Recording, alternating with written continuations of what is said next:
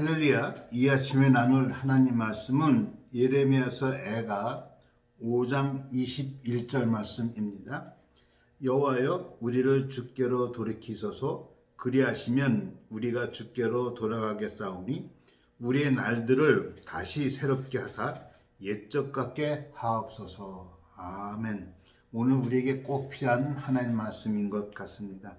예레미야 애가는 우리가 잘 아는 대로 유다가 르호보암 때 참 애굽의 영향 속에 있다가 결국 주전 605년경에 그 바벨론에게 패합니다. 그리고 열왕기하에 보니까 결국 바벨론에 의해서 유다가 4번에 걸쳐서 그러니까 포로로 잡아가고 사람들을 잡아가고 그 다음에 그 597년인가요? 그때 완전히 586년이군요. 586년에 그 예루살렘이 함락되어지는 그런 내용들이 있습니다. 그런 역사적 배경을 갖고 그 후에 에레미야 애가가 기록됐다고 합니다.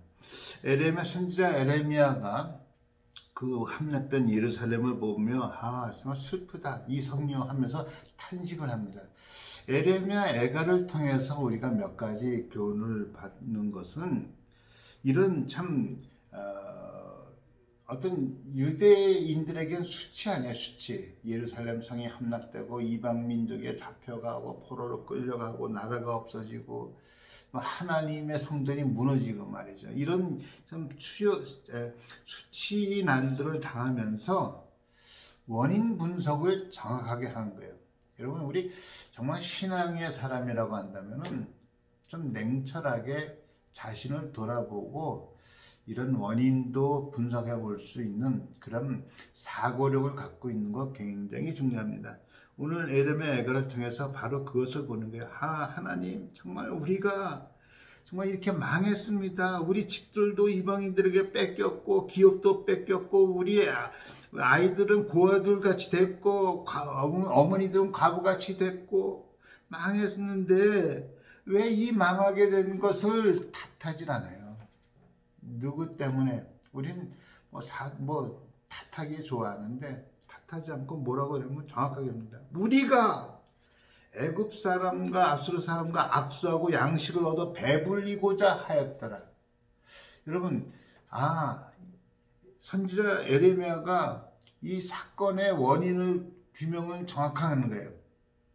우리가 하나님을 찾고 하나님 앞에 양식을 구하고 하나님 앞에 은혜 받으려고 한 것이 아니라 그 당시 주변의 강국들 애굽 사람 아수르 사람과 손잡고 그러면 그들이 우리를 지켜줄 줄 알고 그들에게 양식을 구하려고 그들을 통해서 배불리게 하려고 그랬다는 게 여러분 오늘 현대인의 모습 가운데 우리 현대인들은 그만두고 범위를 좁혀서 우리 그리스도인 가운데 정말 하나님을 의지하고 하나님을 찾고 하나님 앞에 하나님의 은혜를 구하고 하나님으로 인하여 만족하려고 하는 사람이 얼마나 되는가. 내 자신을 한번 돌아보는 거죠. 아니면 세상 것을 통해서 만족을 얻으려고 하고 있지는 않은가. 그러면서 우리 조상들이 범죄했기 때문에 이 문제가 있었다. 정확하게 원인을 보는 거예요. 16절에서도 보니까 우리의 멸류관이 우리 머리에서 떨어졌는데 그것은 다른 것이 아니라 나의 죄 때문입니다 라고 고백을 하더라고요. 여러분 우리가 어떤 일을 참 원하지 않는 일을 당할 때 물론 여러 가지 원인 분석이 있겠죠. 많이 있지만 먼저 하나님 앞에 자신을 돌아볼 수 있는 그런 경건한 시간을 갖는 것은 매우 중요합니다. 그러면서 원인 분석이 딱 됐으니까 그 원인 분석은 뭐냐? 우리가 하나님을 찾지 않고 하나님을 의지하지 않고 강국을 의지하다 보니까 우리가 의지하려는 것들이 결국 우리에게 화로 다가오더라는 거예요. 여러분 우리가 그렇잖아요. 하나님 외에 다른 것을 의지하려고 하는 것이 화로 당하는 경우가 너무나 많잖아요. 어떤 사람은 물질을 의지하려고 하다가 물질에게 속잖아요. 물질로 망한 사람들이 얼마나 많아요. 사람을 또 찾고 사람을 찾자 하다 그 믿을 만한 사람에게 사기당하는 경우도 얼마나 많습니까? 그러나 우리 하나님은 우리를 속이지 않고 우리를 정말 끝까지 변함없이 우리를 사랑해 주시는 그 하나님이신 줄 믿습니다. 그래서 이 에레미야 선지자가 고백을 합니다. 하나님이여, 이제라도 우리를 주께로 돌이켜 주옵소서.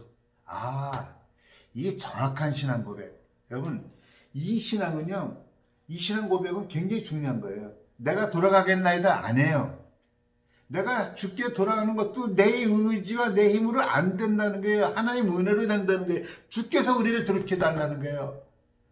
그는 마음의 자세는 돼 있죠. 돌아갈 준비는 돼 있지만은 그것도 하나님께서 우리를 주께로 돌이키소서.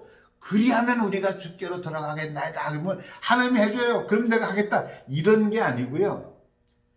마음은 돌아가고 싶지만 이것도 나도 내 스스로 나를 못 믿겠사오니 주님 은혜를 베푸셔서 우리를 다시 돌이켜 주옵소서. 리턴 돌아가게 하게 하옵소서. 그럼 우리가 순종하겠나이다.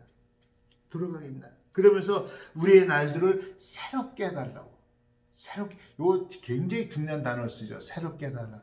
새롭게 해달라 하는 그 얘기는 뭐 없는 것을 다시 재창조해서 만들어주겠다 달라 이 얘기가 아니라 이미 우리는 하나님의 백성이라는 것을 전제로 하고 하는 거예요.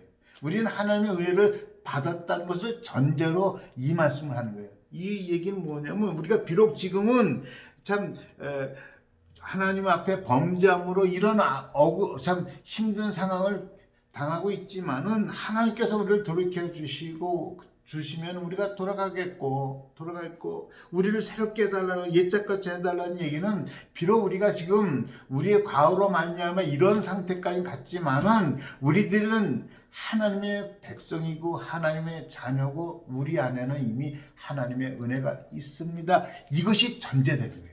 이거 새롭게 한다는 것은 그게 전제예요. 그래서 없는 것을 새롭게 부어달라는 것이 아니라 이미 우리에게 주신 은혜를 다시 끄집어내서 재활용할 수 있도록 다시 재활성화될 수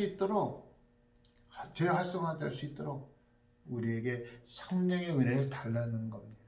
굉장히 중요하잖아요. 제가 한번 말씀드렸죠. 이 리뉴얼, 이 새롭게 한다는 것은 마치 미숫가루를 내가 표현했는데 미숫가루 차가 가만 놔두면 시간이 지나면 가라앉잖아요. 그럼 맛도 잃어버리는 거예요.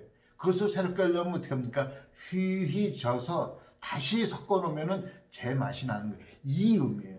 하나님 우리에게 이미 첫사랑의 은혜를 주셨고 하나님의 놀라운 은혜가 우리 안에 우리 가슴 속에 있는데 하나님 나의 나태함 때문에 잃어버렸습니다. 그래서 이런 상태가 됐지만 다시 한번 내 안에 있는 하나님의 은혜를 휘휘져서 그리스도인의 맛을 내게 하여 주옵소서.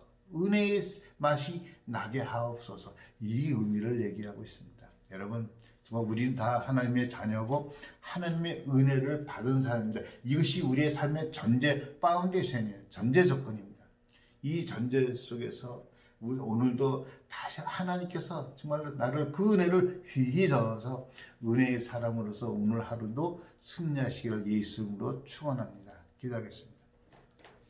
하나님 아버지, 이스라엘 백성들이 어려움을 당할 때 주변 환경을 탓한 것이 아니라 자신을 돌아보면서 하나님 앞에 은혜를 구하되 다시 한번 받은 은혜를 새롭게 해달라고 구하고 있습니다. 하나님 이미 저희들에게 예수 그리스도로 말미암아 귀한 은혜를 주셨는데 이 은혜가 가라앉지 않도록 늘 성령이며 우리를 독려해서 정말로 은혜의 맛을 내는 그런 그리스도인으로 살아가게 하여 주옵소서. 예수 그리스도 이름으로 기도했습니다. 아멘. 할렐루야. 오늘도 정말 은혜의 맛을 내는 하루가 되시길 예수 이름으로 축원합니다. 아멘.